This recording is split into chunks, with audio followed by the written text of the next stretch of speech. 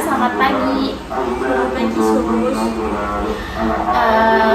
Masih kenal dengan saya ya? Masih Suster Dinda ya? Mbak Aulia suka dipanggil Aulia saja? Sus. Mbak Aulia, bagaimana perasaan Mbak Aulia pada hari ini? Apakah bayangan-bayangan hitam itu muncul lagi? Hari ini saya merasa lebih baik dari kemarin, lebih tenang juga.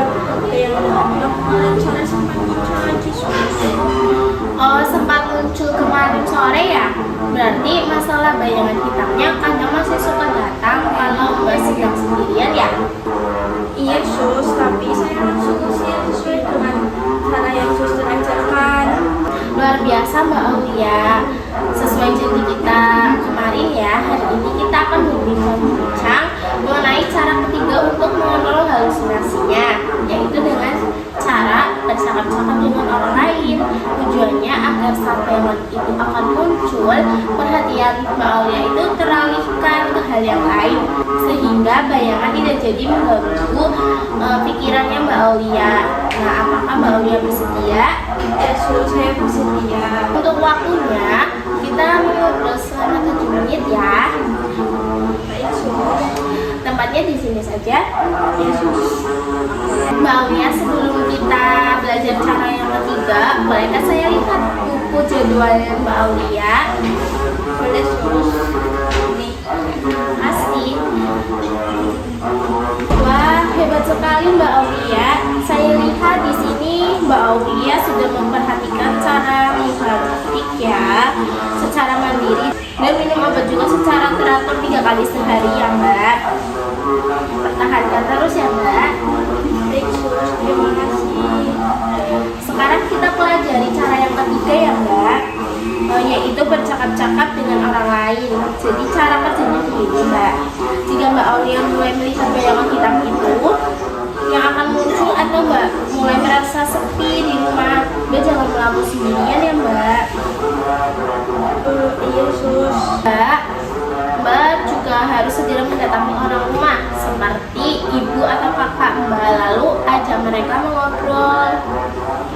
Mbak bisa bilang seperti ini, Ibu, bayangan hitam yang mulai terlihatan lagi, tolong ajak saya mengobrol. Mari kita bicara tentang apa saja supaya saya tidak melihat bayangan itu. Begitu ya Mbak. Nah, itu sekarang coba Mbak Aulia praktekkan seolah-olah saya adalah ibu Mbak di rumah. Coba ungkapkan kalimatnya. Ibu, bayangan hitam itu mulai muncul. Ayo ajak saya ngobrol. Mari kita bicara supaya saya tidak melihat bayangan itu lagi. Luar biasa Mbak Aulia. Mbak Aulia sudah bisa mempraktekannya dengan sangat lancar ya, dan jelas, dan juga bahasanya mudah dimengerti. Jadi kalau ngobrol sama orang lain itu bayangan hitamnya akan hilang ya, Sus. Betul sekali Mbak Aulia, karena otak Mbak akan fokus mendengarkan dan menjawab obrolan itu, sehingga bayangan palsu itu akan terabaikan lalu hilang ya Mbak.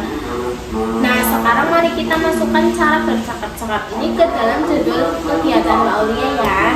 Yesus, dimasukkan saja.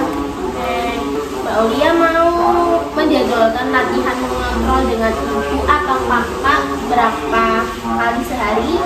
2 kali sehari saja, Sus, di jam 1 dan jam 4 sore.